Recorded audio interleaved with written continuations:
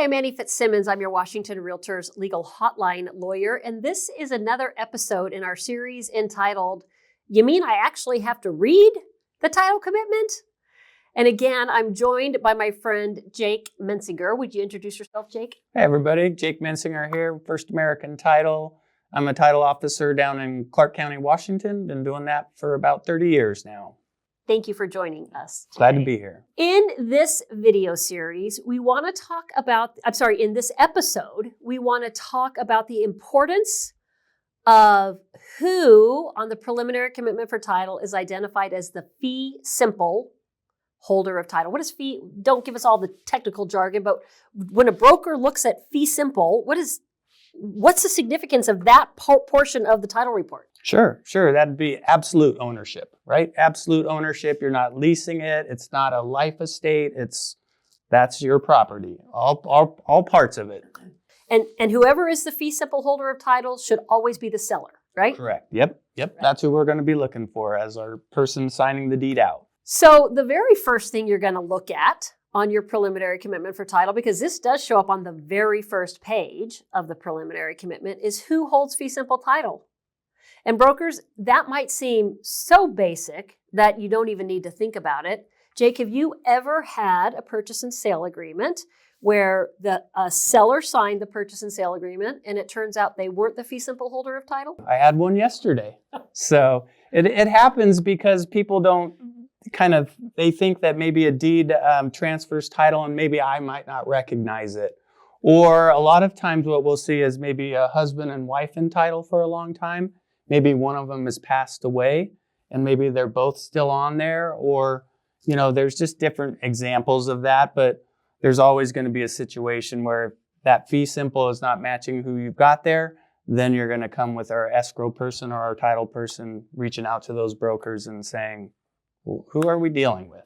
So it could be as simple in the example that Jake just used. I had Jeff in my mind as who I was going to use as my seller.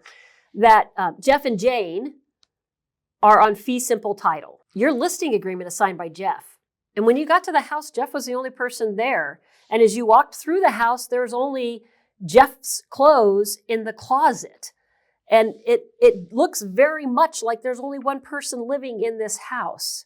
So naturally you assume Jeff, who said I'm the owner of this house, is the proper seller of this property.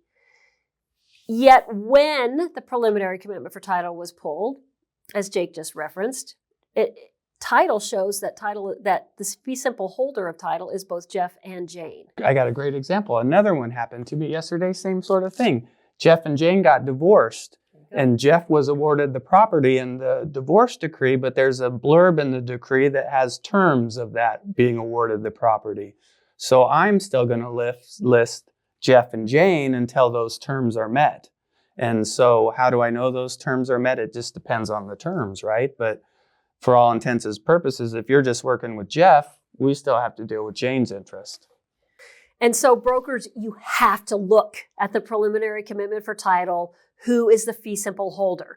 And if your listing agreement says Jeff only and fee simple title is held in the name of Jeff and Jane, you have to immediately stop. And you're probably going to end up having to make 2 phone calls. The first is to Jeff to say, who's Jane?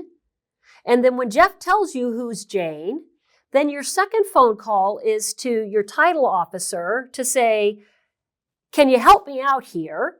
What do I need to do about Jane? She's deceased, she's divorced, she's whatever the answer might be. And then Jake, can you help problem solve that situation? I can point you in the direction. Depending on the situation, I would say this is what needs to happen. This is what needs to happen. These are the documentations that I need to see or start seeing to determine what happened to Jane's interest. How do we move on to just Jeff? Okay, so let's play this out a little further. I'm the listing broker. I pull the preliminary commitment for title when I take the listing. I immediately review it. And before I've even got a buyer interested in the property, I pick up the phone and I call you and I say, Jane is deceased. Can you help me? Now, is that a different scenario than if escrow discovers a couple of days before closing Oh, absolutely. That Jeff is the only player as the seller and Jane is on title? What's the difference to a broker in that from those two different timelines? Sure. These could be things that maybe take us weeks, months to kind of sit through. If Jane has been passed away for a long time, who's got a death certificate? Do you still have one? Do you have to order a death certificate? So there could be things that delay us if you don't hit these things head on. Right. And so brokers, you stand a substantially greater chance of being compensated for your efforts as a real estate broker if seller has insurable title. It is your job as a listing broker to make sure that you have done everything you can to create a scenario where at the closing table, seller's going to have insurable title. The very simplest thing we've talked about so far is making sure that the person who signed as a listing agreement, identifying themselves as a seller, actually is the fee simple holder of title. Let's play this out to a different scenario. We've talked about two different individuals. What if Jeff Smith has signed the listing agreement, but when I read the preliminary commitment for title, fee simple title is held in the name of the Jeff Smith LLC. Sure. Is that different? Yeah. You could deal with like a LLC, maybe a partnership, maybe a trust. And so you're not dealing with individuals anymore.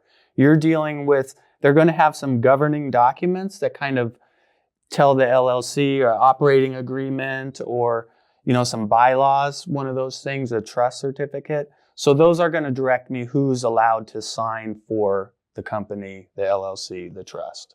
So those we'll need to see. And as a broker, you'll want to kind of know that too, because you might be dealing with the wrong person.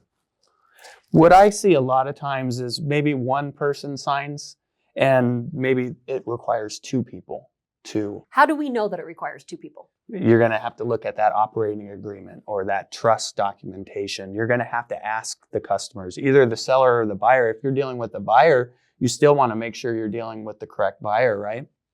Okay, so we can have this from both directions. If buyer is Jeff Smith LLC, then we still have to figure out who has the authority on behalf of Jeff Smith LLC to sign the purchase and sale agreement and ultimately the closing documents. Yeah.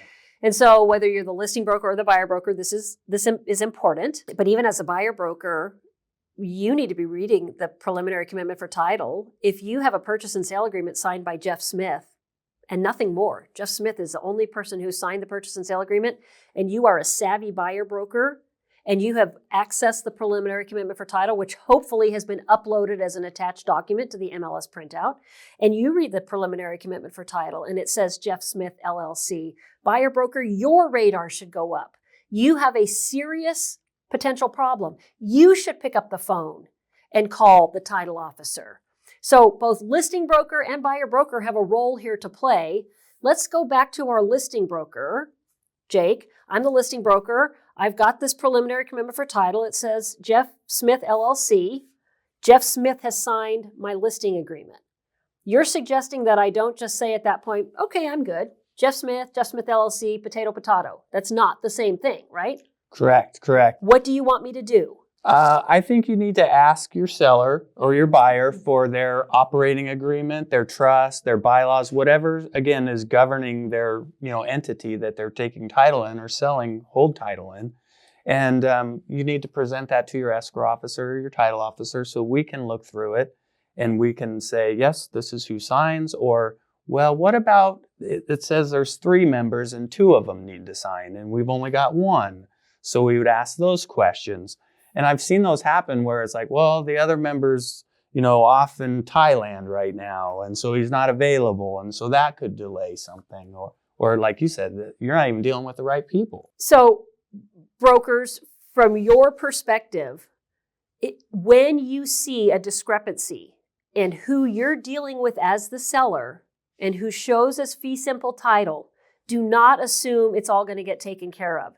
You should know enough to know that if there is not an exact match between who has signed your listing agreement and who shows as fee simple title, the very first thing that you should do, Jake said, call your client. I'm going to suggest something slightly different. the very first thing I think you should do is call your escrow or title officer so that when you call your client, you know the question to ask. Call your escrow officer or your title officer and say, is this something I need to be worried about? Jeff Smith signed, it's a Jeff Smith LLC, is that the same thing? And your escrow officer or your title officer will tell you in that example, no, it's not the same thing. And here's what we need. We need to see a copy of the LLC agreement. If it's a corporation, they're going to ask for a different set of documents. If it's a guardianship, they're going to ask for a different set of documents. If it's a trust, yet another set of documents. And so on this video, I'm not going to tell you, always ask for the trust agreement, because that won't make any sense if you're dealing with a corporation. So call your title officer or your escrow officer and ask them what they need to see. Then you can tell your client, here's what they need to see. Brokers, nothing about this video should tell you that you should crack open the articles of incorporation when you receive them and read for yourself to determine who should be signing this listing agreement. That's not the point of this discussion. You need to get that document so that your title officer can read through it. And what they are going to be doing is looking for the signature or signatures that are required in order for them to insure title, because ultimately that's all we care about. If the title company will insure title, you're good to go. Let's say Jeff Smith has signing authority for the Jeff Smith LLC. Is Jeff Smith's signature alone enough to create a binding agreement? Yeah. Is that all you're going to have on the deed? You're just going to have Jeff Smith sign for the Jeff Smith LLC? Yeah, what we like to do is you have to have their authority. So if he's the manager, if he's the member, you want to list that. If you're dealing with the trust, are you dealing with the trustee? So the president. So whatever that authority is, you want to list that. So that's how I'll list it on our deed. I'll say, Jeff Smith, president, has signed my document. And so brokers, you need to get from the title officer or the escrow officer what the signature block for the party who's signing the agreement, whether it's a listing agreement or a purchase and sale agreement, what should the signature block look like? So for example, in this example that we've been using, above the signature, it's going to be something like the Jeff Smith LLC, and then Jeff's going to sign. And then below his signature, it's going to say Jeff Smith, comma, managing member, something like that for the signature block of an LLC to create a binding agreement. Please understand, even if Jeff Smith has signing authority, if Jeff Smith LLC owns the property and the only signature you have is just Jeff Smith, the seller of the property is not bound to that purchase and sale agreement because Jeff Smith, managing member of the LLC, has not bound the LLC. It gets confusing when the names are so similar. So imagine that the name is ABC Corporation and Jeff Smith happens to be the president of the corporation with signing authority. Maybe that makes it easier to understand. If Jeff Smith just signs a listing agreement for property that's owned by ABC Corporation, well, they're not the same. So your signature block has to say ABC Corporation, signed by Jeff Smith, president. You do not need to remember what signature block should look like. You need to remember how to get hold of your escrow officer or your title officer, and they can help you figure that out. And brokers, if you have the wrong party signed on your listing agreement, go back and get it fixed. If you're going to have a problem with the sellers correcting the signature on the listing agreement, then you know you've got a problem up front. If the seller says, oh yeah, I'm sorry, yeah, it is the Jeff Smith LLC, no problem, here, I'll sign it the way that the title officer wants me to sign it, great. If they say, nope, sorry, I'm not doing that, or if Jeff and Paul both have to sign and Paul says, I'm not signing, well, now you know you've got a problem. And you're not going to move forward with listing this property because you don't have authority from the owners of the property, only one of them. We could probably give countless examples under this heading of a category with the title commitment to look for. I think that I'm finished talking by just simply saying there can be no daylight between the signature of the seller on your listing agreement and the name of the party or parties holding title as fee simple holders of title. Anything else that you think is important to add to this discussion before we sign off? Oh, I like that. And I like your thought of providing those LLC documents right away, because I don't see that too often. I'm seeing it more and more, but a lot of times they'll just, we'll do the pre-escrow and they'll have the LLC and title, and we'll just kind of move on until we get the purchase and sale. And then we're like, okay, now it's real. We need to make sure we're dealing with the right people.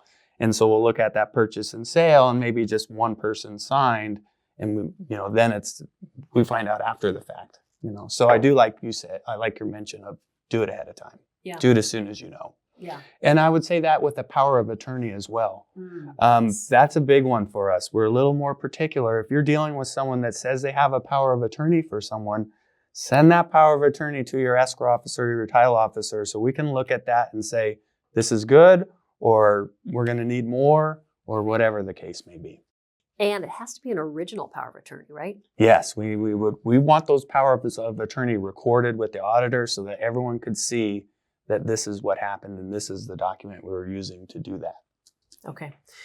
That's huge. I'm so glad that you brought that one up. There are a lot of transactions where sellers in particular sign through a power of attorney, through somebody who holds their power of attorney. And so thank you for bringing that one up. That's really, really important. Guardianships are the same. Mom is in a care facility. Mom's adult child is their guardian. There's got to be documentation supporting that.